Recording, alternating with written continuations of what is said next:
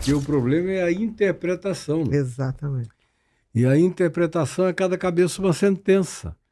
É por isso que eu criei uma coisa que os religiosos ficam com ódio. Porque, como eu creio que a Bíblia é um livro inspirado por Deus, especialmente o Velho Testamento, mas não é a palavra de Deus, eu estou falando palavras de Deus aqui, conversando contigo. Você está falando palavras de Deus para mim toda vez que você diz uma verdade. Toda verdade é palavra de Deus. Toda luz é luz divina. Sim. Como diz o apóstolo Tiago, irmão de Jesus, toda boa dádiva, todo dom perfeito vem do alto, descendo do Pai das luzes, em que não pode haver nem mudança nem sombra de variação. Então venha pela cabeça de Marx, venha pela cabeça de Einstein. A tabela periódica original foi recebida em sonho. O cara acordou com a tabela periódica na cabeça dele. Nós somos muito mais invadidos por percepções e inspirados do que a gente imagina. É verdade. A Terra inteira. Tem coisas magníficas no planeta que até o dia de hoje, com toda a nossa tecnologia, a gente não consegue saber como os caras conseguiram fazer. Então, o problema da Bíblia, número 1, é que o pessoal não a lê. Os pastores não a conhecem. Os teólogos leem a Bíblia a partir da catequese religiosa que eles receberam. Portanto, eles já leem um texto condicionado, totalmente condicionado. E aí tem outra coisa. Como eles também declaram que a Bíblia é a palavra de Deus de capa a capa, e ela foi escrita num período de 1.500 anos por autores diferentes, em períodos diferentes, em gerações diferentes, em contextos diferentes, ela é inconciliável nas coisas que diz dentro dela própria. Ou seja, é um Deus que sofria de uma esquizofrenia múltipla. Porque o que ele diz para uma geração não dá para aplicar para outra. Mas quando você diz que de capa a capa aquilo é palavra de Deus, você tem que dormir com esse barulho, com essa loucura, ou com essa esquizofrenia, ou com essa bipolaridade, ou com essa angústia, ou com esse desespero, ou com essa raiva de não entender aquilo ali. Quando eu comecei a ler a Bíblia, com consciência adulta, eu percebi a inconciliabilidade daquilo ali.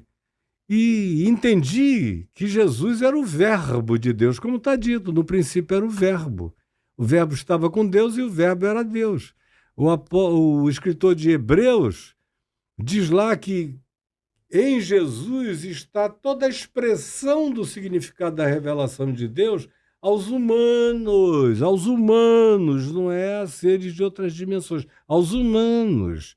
O apóstolo Paulo diz que nele habitam todos os tesouros da sabedoria e do conhecimento, que nele todas as coisas subsistem, no Cristo eterno. Pois bem, não é possível, eu teria centenas de outras coisas a dizer, não é possível que você tenha, no mínimo, esses elementos, você queira comparar Moisés com Jesus, você queira comparar o primitivismo da Torá com o Sermão da Montanha. Eu, porém, vos digo, amai os vossos inimigos, orai pelos que vos perseguem, num contexto do mesmo livro onde manda apedrejar o filho que não te obedeça, onde diz que você não pode comer certos tipos de alimento, que você não pode botar um cordeirinho para assar num leite, porque senão é abominável ao Senhor, e isso e aquilo, que eram mandamentos para uma tribo caminhando no deserto, se prevenindo de algumas doenças circunstanciais, só isso. Agora, a palavra definitiva, que não cai em obsolescência nunca, é a que você encontra em Mateus, Marcos, Lucas e João. Aí você pode inventar ciência genuína que seja, que não vai bater de frente nunca. Nem jamais. E Paulo? Paulo é um cara que fez um esforço de conciliação enorme entre o que ele sabia do Evangelho e o que ele tinha que aplicar às comunidades greco-romanas da região onde hoje está praticamente a Turquia, cobre quase tudo, e era o mundo greco-romano. E ali tinha de tudo, era um mundo multifacetado. As mulheres tinham que obedecer aos maridos, fossem judaicas ou não, mesmo no mundo grego, tinha limitação enorme para as mulheres, tinha escravidão, tinha donos de escravo, tinha segregação racial e étnica de várias naturezas. Só não havia o preconceito de preto e branco, mas havia todos os outros tipos de preconceito étnico. Então ele está ali, ele sabia, ele chega a dizer, por exemplo, aos Colossenses, que em Cristo não existe diferença entre homem nem mulher. É tudo igual. Não existe diferença entre escravo e liberto, não é para ter nenhum nem outro. Não existe nem amo e nem senhor o escravizado. Não existe judeu como supremacista, nem grego, nem bárbaro, nem cita, nem nada. Ele dá uma lista enorme. Acabou em Cristo Jesus, é uma humanidade só. Ele diz, escrevendo aos Efésios, porque Cristo Jesus veio para derrubar o muro das separações e fazer da multiplicidade um só. E é Jesus que diz em João 17, eu tenho muitas outras ovelhas que não são desse aprisco. A mim me convém conduzi-las, então haverá um único rebanho e um só pastor. Então, quando você lê a Bíblia, aí que eu quero chegar, tendo Jesus como chave hermenêutica, que é o meu caso, Jesus é a minha chave hermenêutica. Eu vou ler qualquer coisa na Bíblia, eu leio a partir do que Jesus fez, gestuou, ensinou, praticou e encarnou. Ele encarnado é a manifestação interpretativa da vida, do Velho Testamento, de qualquer outra coisa. Então, quando você lê isso, você, na mesma hora, vê o que fica e o que não fica. Tem coisas que Moisés disse que são vigentes, porque são coerentes com o que Jesus disse. Com que Jesus. Exatamente. Agora, tem outras coisas que ele disse que caíram em obsolescência.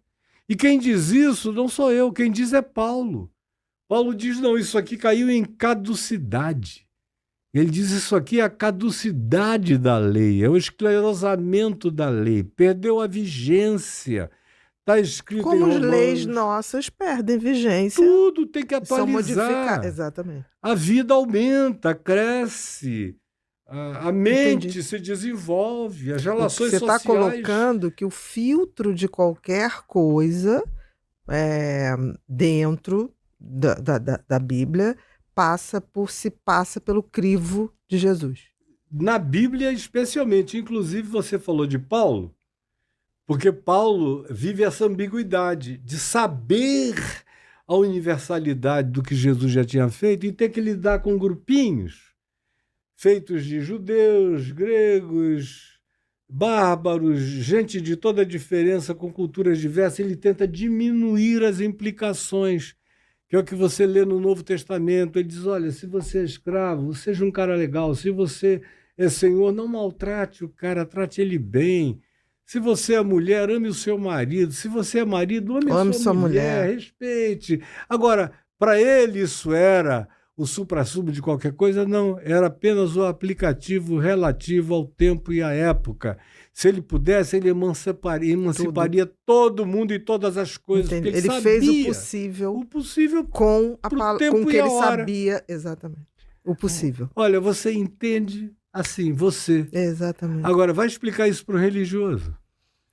Porque ele tem a coisa do capa a capa da Bíblia. Aí a Bíblia tem que ser palavra de Deus de capa a capa. Se você não fizer isso, se você, mesmo elegendo Jesus como supra-sumo, que eles dizem que Jesus é a referência das referências, mas na prática não é não. É isso que você está falando, que eu acho que é a coisa fantástica assim, que você trouxe sempre, desde sempre, é que o Jesus, ele é prática, é comportamento, não é teoria. Você acertou em cheio, porque o evangelho não é sobre o quê. O evangelho é sobre como. Exatamente. Sobre como. E isso gera comportamento. E absolutamente, gera caráter, gera alinhamento mental, emocional, afetivo, de caráter, de comportamento, gera um ser Quantas alinhado, pessoas eu conheço harmonizado. que sabem dizer a Bíblia em vários versículos e mas a prática não corresponde. Olha, aliás, quanto mais citam versículos para lá e para cá, menos prática tem. E quantas Usam pessoas eu já vi que não se dizem religiosas e são extremamente cristãs. cristãs, lindas, Que você olha e maravilhosas. fala assim, gente, Jesus está ali. Ana Beatriz, você pode entender que um povo que diz que quer ensinar criacionismo nas escolas, criacionismo de 7 dias, como se fosse uma semana, Deus criou tudo em uma semana de 24 horas cada dia, nas escolas, é o que esse povo atrasado quer fazer, mas ao mesmo tempo odeia a ecologia, meio ambiente, é quem toca fogo na mata. Se você chega e diz vamos proteger a criação, isso é coisa de comunista, Greenpeace é terrorista da ecologia, tudo isso. Você pode conceber que um povo que diz existe um criador odeie tanto a criação e trate tão mal a criação. Você veja a esquizofrenia que a religião produz na cabeça dessas pessoas. Por isso, para mim, num certo sentido, isso é uma causa praticamente perdida. Entendi o que você está Eu falando. boto muito mais fé naqueles que não têm religião nenhuma na Terra ou que não têm, pelo menos, esse cristianismo ocidental, judaico-cristão, que são pessoas extremamente mais abertas porque não têm os dogmas aprisionantes e enxergam muito mais porque enxergam com bom senso, lucidez, consciência, com sabedoria. E a palavra de Deus não está divorciada de bom senso, sabedoria, lucidez e tudo aquilo que promova a vida é palavra de Deus. Sim, as criaturas. As criaturas. Todas as criaturas. Aí vem os caras e dizem, não, quem crê em Deus somos nós. Eles não sabem de nada. Agora, quem está mantendo o planeta vivo são eles. Perfeito. Quem está se esforçando pela continuidade são eles. E vocês estão aqui elegendo os seres mais ogros, mais brutamontes, mais perversos, mais malucos, mais esquizofrenizados para governarem vocês. Querem fazer uma teocracia do diabo, porque esse Theos dessa teocracia aí é diabólico, é um cara que odeia o mundo, a vida, os diferentes, os que não sejam a imagem e semelhança da uniformização religiosa, que é um negócio totalmente distinto de Jesus. E aí é aquela coisa, não passa pelo crivo de Jesus. Não passa de Jesus que disse aos religiosíssimos do Novo Testamento, dos Evangelhos, em verdade eu vos digo que muitas meretrizes e prostitutas, publicanos e pecadores vos precedem no reino dos céus e vá dormir com esse barulho.